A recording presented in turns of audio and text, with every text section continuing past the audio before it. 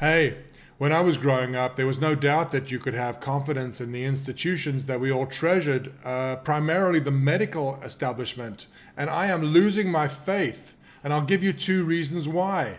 Number one, there is widespread antipathy, vehement in many cases, to the use of hydroxychloroquine as a treatment for this COVID-19.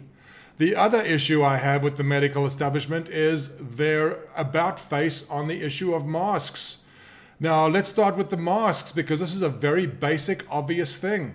There is no way that wearing a mask can be more dangerous than not wearing a mask. I guess the one argument you could have is that while putting the mask on and taking it off, you can contaminate yourself by touching your face with your fingers. Yes, that is true. It seems a small risk, though, compared to the risk, number one, of breathing whatever particles are suspended in the air you're walking through, or number two, the particles that you yourself are spraying, whether you're coughing, sneezing, or just breathing. The Surgeon General of the US, the highest medical authority in the land, himself said that masks were not effective. I can understand that they wanted to keep these protective devices for hospitals and healthcare workers, but it is a dangerous road you go down when you start lying to the people for a greater good. I support doctors having personal protective equipment. Who doesn't?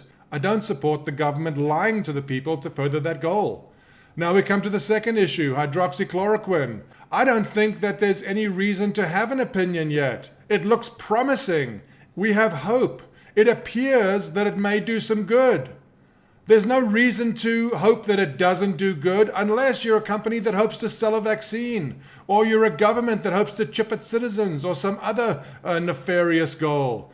If it works, fantastic. It's cheap. It's been used for many years.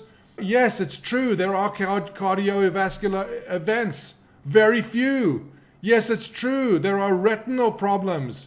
Not that many.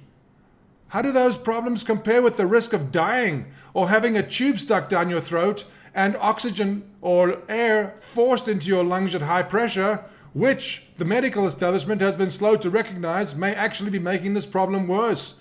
Why are we so sure that this is a virus that attacks the respiratory system? The evidence seems to be it's a virus that attacks the blood.